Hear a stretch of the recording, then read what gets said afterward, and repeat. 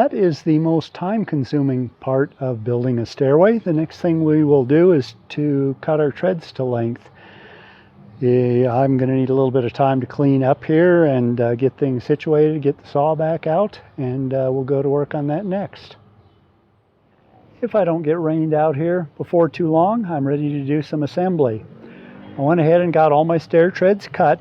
My overall width from out to out of the stringers is going to be 41 9/16, so taking out thickness of the stringer here and there after routing, which is about 2 1/8 inches, I ended up cutting these at 39 3/8, which I think should be about a 1/16 or an 1/8 of an inch too narrow, depending on if there's any high spots in these cutouts or not. And when doing a stairwell, especially when you have to make it fit into a certain area, it's better that it's a 1/16 of an inch too small than a 1/16 of an inch too big. So that's what I'm shooting for. We'll get started with the stringers now.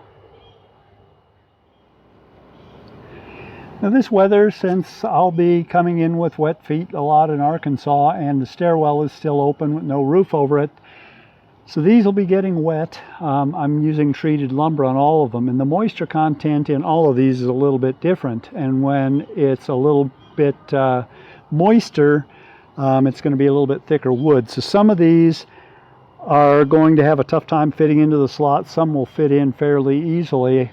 I can either beat them in, or I can get out the belt sander if they're too bad and trim just a little bit off the edge to get them started. Let's see what we can do.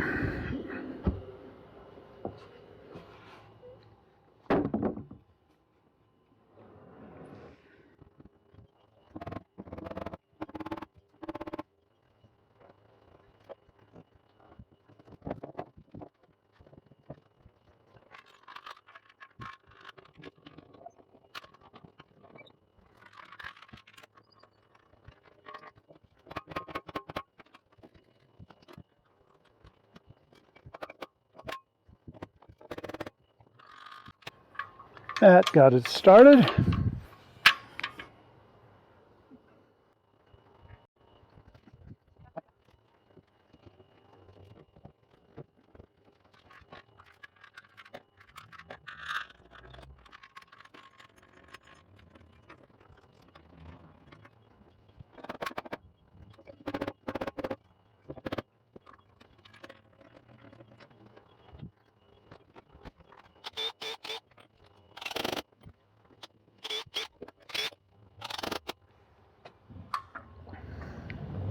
And they only get more difficult after that, just because we don't have as much room to move the stringers around.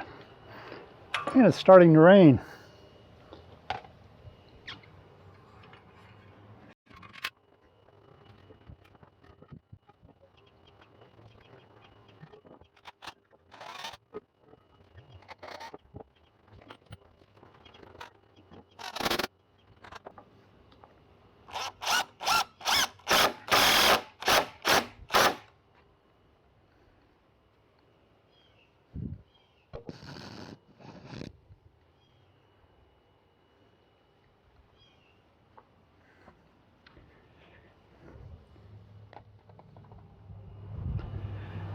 Well, the camera's getting wet and I'm getting wet. I think I'm going to quit and see if this storm passes. Well, we had about a 2, almost 3-hour rain shower that was pretty steady, and we have certainly needed it. It was the kind of rain that really got to soak into the grass, and very little of it ran down the gutter. Something that's very important that I had failed to do, and I have now, is to make sure that this is sitting in a flat plane while I'm doing the assembly, or before I'm doing the assembly, and get things made solid. If we get a little bit of a twist in it or a rack like that between one end and the other, it's going to be nearly impossible to get out. So I added that board underneath that leg of the sawhorse to where everything is flat. Doesn't necessarily mean level, but it's flat. We have the same slope on this one as we do on that one, or it's pretty close to level. I'm going to go ahead and put in the boards, but I'm not going to put in any screws until I get all the boards in. And then I'm going to check it for square by checking the distance across the corners. and making sure that everything is square before I actually start screwing anything together. It should be pretty close if the ends of my end cuts on all of the treads are square, and I think they are, but just to make sure, we don't want to have to deal with something being out of square when I get to putting it in. Let's do that next.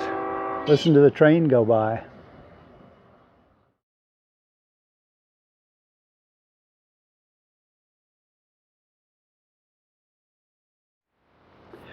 Okay, I've checked it. I've got it all squared up.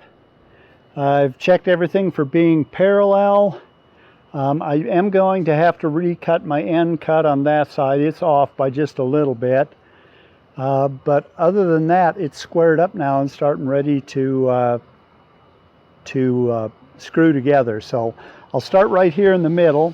And I checked my outside dimensions, and I'm actually right at 41 and 9/16. I was hoping to be a 16th less than that, but 41 and 9/16 works. So that's where we stand right now. I'll go ahead and put in some screws now.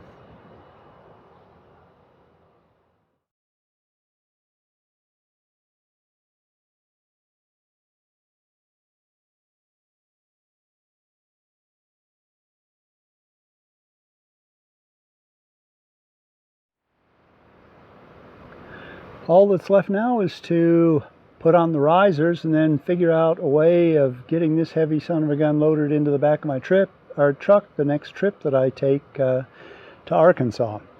So I'm getting close to being finished. It'll be regular 2x8s. It'll be used for the risers. There's no routing to be done for them. All I have to do is cut them to length and screw them in place. And this stairway will be ready for installation. This is the top side of the stairs. Can't actually see much of the work that was done there, so we'll take a look at the bottom side.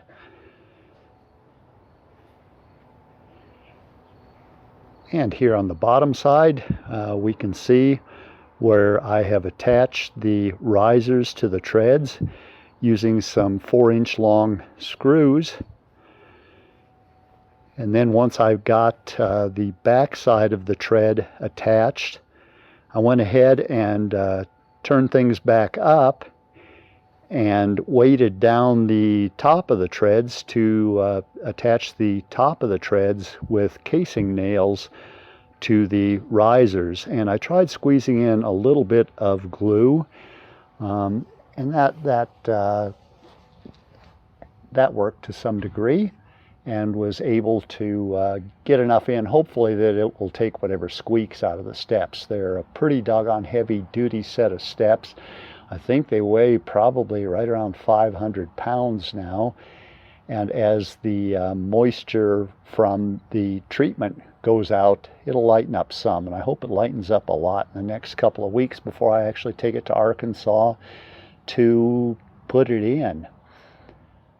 I think I'll end the video here. I was going to go ahead and put in the installation in this episode, but I think there's going to be enough challenges in getting this thing in place and installed that that deserves an episode of its own. So let's end things here. I thank you very much for watching. Subscribe if you haven't already. I appreciate a thumbs up, or even a thumbs down if you didn't like this, but hopefully there was something to be learned here. And those formulas that I talked about really are important in getting a good, comfortable, and safe set of steps built. So we'll see you on the next one. Thanks a lot. Bye.